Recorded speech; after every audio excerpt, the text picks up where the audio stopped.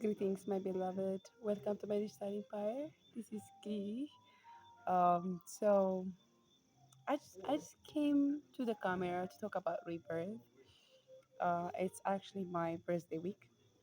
I'll turn 31 on January 12th. So you know, rebirth and our actual birth date, and when we go through a state of rebirth in our spiritual life, rebirth is when you're completely detached from your old self, and when you're coming into your new self, and you are not fully embodying the new self yet, but you are more inclined to the new self than the old self. So it's like really like you feel like a newborn baby. That's just how it has been for since I come to Rwanda. I feel like for the most part as if I'm just born. I'm a newborn baby who is just exploring planet Earth as new. It's like it's a complete shift in energy. And in fact, when you're when you go through a rebirth, it doesn't happen at once. Like you don't birth yourself completely just in one time. It comes in stages. There is a stage one where you just give birth to a little bit of the new you, and then stage two, and it's like that. So the complete rebirth for me is happening since I came to Rwanda, and of course since I came out of my bad karma and into my good karma completely.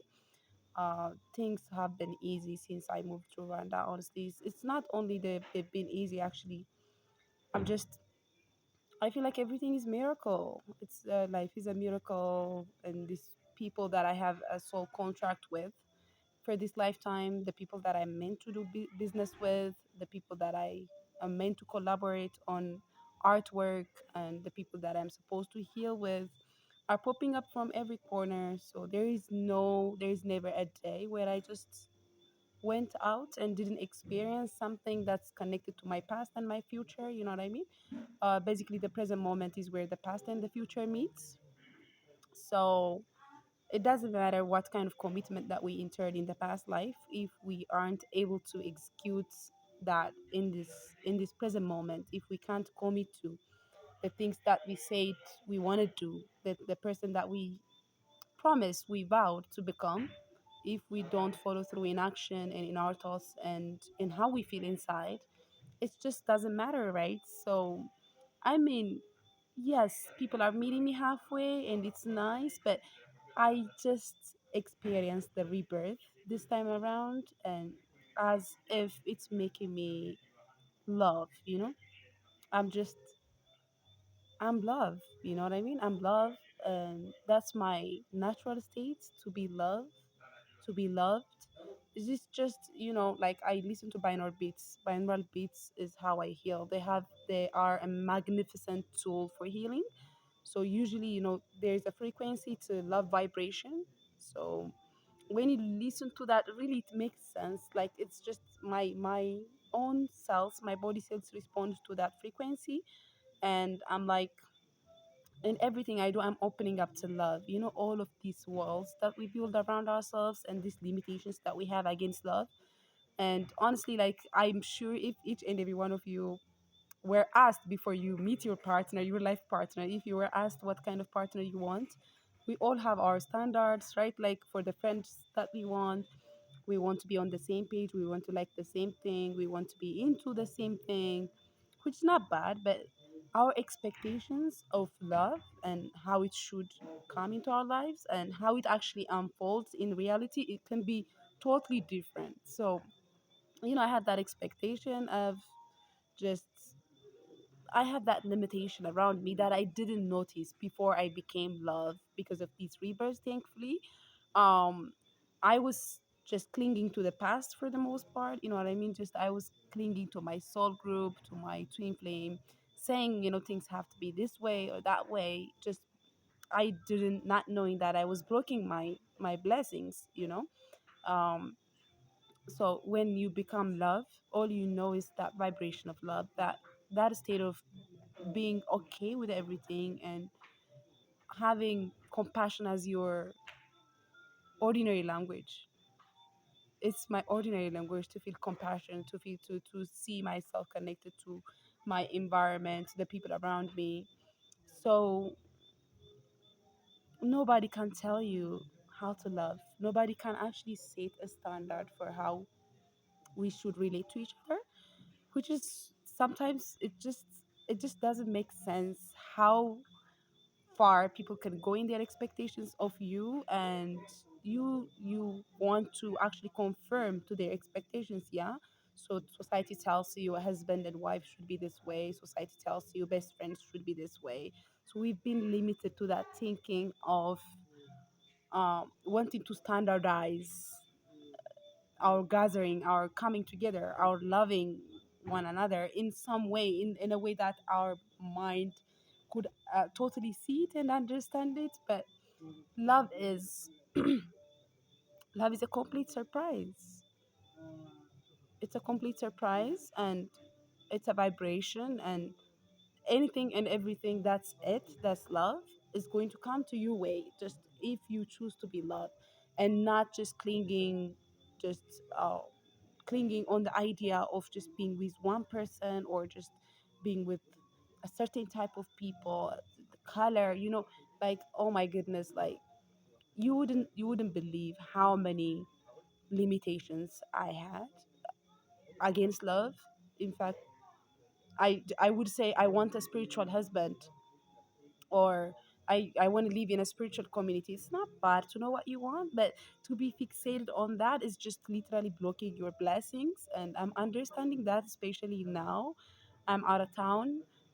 It's my birthday week, so like on January 12th, I will turn 31. So I was just asking, like claiming to have a good time in this week. My birthday is my fortune. My birthday month is normally brings me fortune. I have always manifested since I was a child good things, like exciting things, opportunities on my birthday month. So like I was just wishing if I could go somewhere, some parts of Africa, or just going out of town to do something. Usually when I asked for something, in my old self would actually think about money, or like time, things, these physical things that we actually like associate with the realizations of our dreams. But now I just ask for it. When I want something, I ask for it, and I just relax into it. I don't try to know how and when, and that's what's helping me releasing the outcome of what I want to have. And yet it doesn't mean just because you release the outcome and you are now relaxing into it, doesn't mean it's going to come, because we have like some limiting beliefs in our conscious mind. So unless otherwise we uh, reprogram our subconscious, we wouldn't be a match to what we want to attract still. So there was a lot of work, a lot of body work, mind work to get me to where I am. But apparently I just manifested a business trip in out of town, out of Kigali. So it's a business trip. I'm supposed to be working with the people that I'm traveling with. It's a startup company that I'm hoping would get a share with, or something, share from, or something like that. So I have manifested the traveling experience, and at the same time an experience of working with people. So it's really good. You never know who's going to be there for you. You never know who's going to commit to what you're looking for on the same degree as you do. Sometimes it doesn't matter what we say to each other in the past life, as long as the past is not supported by what we do in the present moment. It doesn't exist. The past and the future meets in the present moment. So sometimes we just cling into that idea of doing things in a certain way, and wanting just only a few things, living in this world of infinite possibilities. You know what I mean? So thinking about love, one thing that I have understood is I can only love how I love. And I know how I love you when I love you, when I find that opportunity of showing that love. And honestly, it doesn't take anything to love. I have confused commitment and loving. To commit is when two people come together, and when they acknowledge the connection they have, and when they meet halfway with each other, like when they want to mm, when they want that connection to grow, like there's no connection between having a beautiful intimacy with someone and committing for them, like it's just whatever feeling, it's nothing can stop you from loving someone, whether they choose you or not, whether the people understand you or not. You can always love them because it doesn't take anything to love. But when it comes to commitment, especially when you start loving yourself, when you actually like want the best for yourself, in this rebirth process, something that I'm learning more and more is just how to want the best for myself. You know what I mean? It's not about who is with me, who's not with me, who I was. It's not about my past, my background. What do I want for myself? What's the best thing that I want for myself that I can give for myself? And when I operate from that place of love, of self, and in fact, like knowing and understanding that I'm the love itself, the blessings are just starts to shower me. You know what I mean? So sometimes I feared, especially in my twin flame connection, if I'm not committed to that intimacy that we have, knowing that we're lovers, we're pretending to not remember each other. So if I'm not staying connected to him in all of the ways that I can, if I'm not committing myself to this connection, devoting my all of me to this connection, I would lose the love. That was my ultimate fear, like losing the love. But then I the paradox is just astonishing, honestly. Like it's paradoxical sometimes how our brain operates. I can never lose the love because I never found it in the first place. I didn't choose to love him. It's something that has always been there. It was just only waiting there dormant to be activated. So when I realized that it doesn't take anything to love, and what am I looking for? As per commitment, honestly, like if you are trying to do business with your friends, or even like just taste yourself, taste yourself. When it comes to commitment, you don't have to do make it even about the other person. I have been vegan for a year one time, and then I became flexitarian. Like I don't normally buy meat, I don't cook meat, but I eat meat whenever I find it, whenever it's available. And then, since I came to Kigali, I'm trying to stick to my vegan diets as much as I can, but it's all about the commitment, like it's like, how is my relationship with myself? Can I actually like keep the word that I give for myself? For example, can I commit to something that I want to do? That's commitment, right? So commitment is all about when you actually, when you agree with someone, when to acknowledge what you have to offer, what you have to bring to the table, both of and from both sides. And then that's how commitment actually works. You just can't commit to something that's not committed to you. You can't commit to yourself if there's a part of you that's rejecting that commitment, right? So um when you become like a child, when you find that innocence once again, the way that if you remember your childhood, I'm sure you have histories of wandering in a jungle or going somewhere and you don't even know where you are, or fighting with your childhood friends and then just making up in like a minute or like no time at all, right? So all of these qualities will start coming to you. So you, like, adulthood is tiring and exhausting because usually it's what keeps us in the past, right? When we become adults, we think that we're defined by our past, and we want to be actually, we want to become somebody in the future, and that just takes us away from the present moment. But when you are rebirthed, and when you keep that light spirit, and when you are doing everything you can to actually heal yourself, to embody more light, you are in the right space of manifestation. And in that process of manifestation, whatever you attach yourself to, whatever outcome you're trying to control, is you're only pushing it away. I am on a twin flame journey for the past 6 months, yeah, almost half a year. So one thing that I learned in this journey is, it's when you let it go, when you let it be, you know, when you let go of the other person, when you give them the freedom to do whatever they want to do, when you give them the freedom to go to go into the darkness and then find themselves there. And if they choose to be with you, they will be choosing to be with you.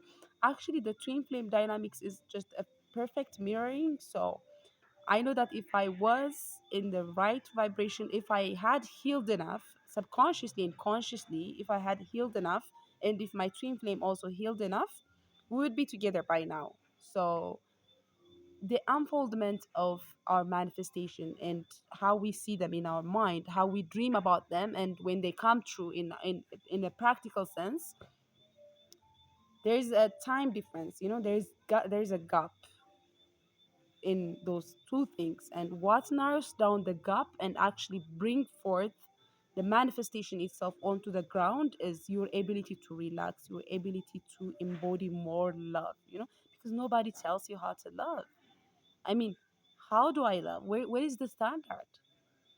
What is the one thing that that person that you claim to be loved very, very much, what's that one thing that that person did for you that other people can't do for each other, for example?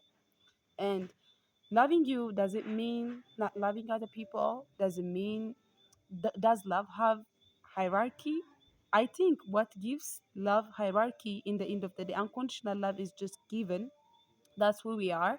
And of course, I love everything unconditionally. So if I have to think about hierarchy, it's because of commitment, right? Like, if I have a partner that commits to me, for example, that means that I love them in a different way. I love them in a special way. That means that they're special to me. So I how I connect to them is special special than how I connect to other people. How I connect to my coworker is not the same as how I'm close to my partner, right? There's a degree, there's a difference in how we cultivate the love that we have for each other. So it's commitment that gives love hierarchy. Other than that, love is love. Everything is loved, and everything can love you.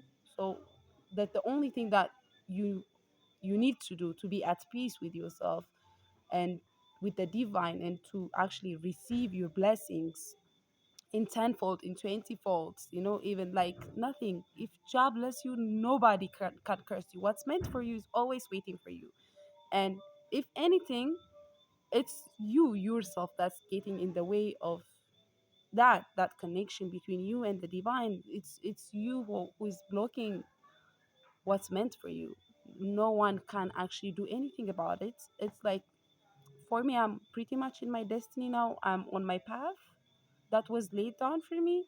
And it seems that there's a written book. The book is already written, and I'm living page by page. Like, my everyday is just a page in that book. That's how I see my life. I have a sense of direction, in a sense, you become a visionary person. I know, all in all, generally speaking, not the specifics, but I know how my life is supposed to unfold in the coming 10 years. And I have been preparing for this, like, I want to be a mother, I want to have kids. So I've been preparing for being a mother. I've been like learning how to parent, how I was purifying my womb space. I want to raise conscious children. It's not only about what I can do, what you can do, but it's also about what our children, the next generation, can do for Africa, for the world, right? We want to leave behind a better world. So it's not about what I want for me personally, but it's also about what I want for everyone in this journey. So, like, how you can be self-absorbed when you're absorbed in your own self and in your own desires.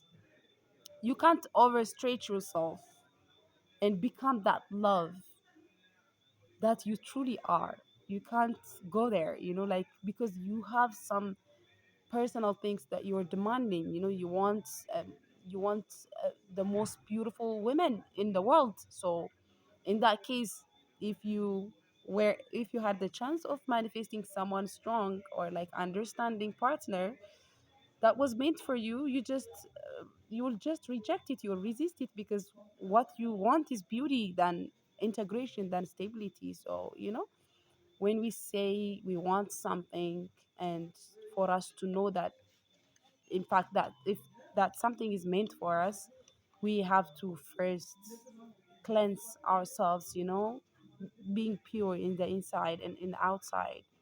I had this treatment this morning, this traditional treatment, where they bury you under.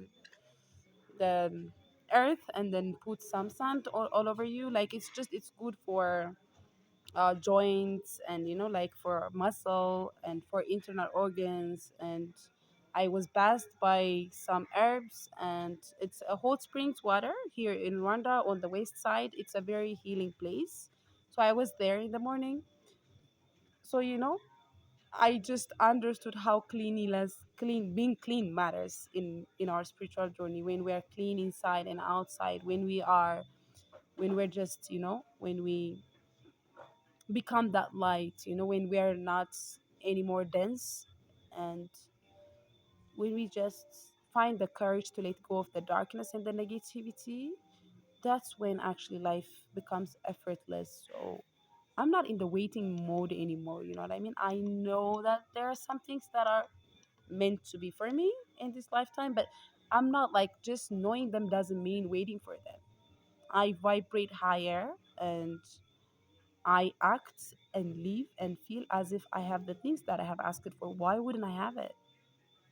Why wouldn't I be given those things? Because I'm staying connected, right? So in this video, that everything, last year I was traveling during this time exactly. That's like Google Photos actually reminded me. So I was traveling to South, and I had taken a big risk. I closed my house in Addis, and just one time, one day I woke up and then I packed, and then just before I know it, I was just traveling south. It was a low budget traveling experience. So, I stayed there for a month. I was doing a research. I was studying the farm. I was meeting people. And, right, like I've fallen in love with the place. Obviously, Arbaminch is so beautiful. But then, I was confused as to whether to go back to Addis or not. Like I was confused. I was indecisive. So I just, I was sitting somewhere, and I've met a friend of friend that I just barely know, and he came to me, and like halfway into, like just 20 minutes into the conversation, he started telling me about these three star constellations, like these three stars that are lined up in a perfect order. And he told me that it's actually an arrow when it's drawn on paper. He showed me how it's an arrow, and they're an arrow that points to north. And at that exact time, I wasn't actually sure if I wanted to go back to Addis, but he told me that this star points to north, this star points to north, and I understood that. I figured that Addis is on the north side of Arbamin. So I just got the message, and I went to Addis. And after I got to Addis, I was still not sure what I wanted to do. It's my birthday week. My birthday is happening in 3 days, and I have always manifested some greater experiences, like travel opportunities or money, or I would meet someone special, or I would find out something about myself. It's just my birthday month and week is always bringing me fortunes. So anyways, I got to Addis, and still I was staring at the stars, and I was asking, what now, what's the next step? And still I realized that still it points to north, and north being for me, um, to my hometown. Like north from Addis. When I followed the stars, is to my hometown. So I got to my hometown one day before my birthday. I wasn't planning to go there. It's just a complete synchronicity.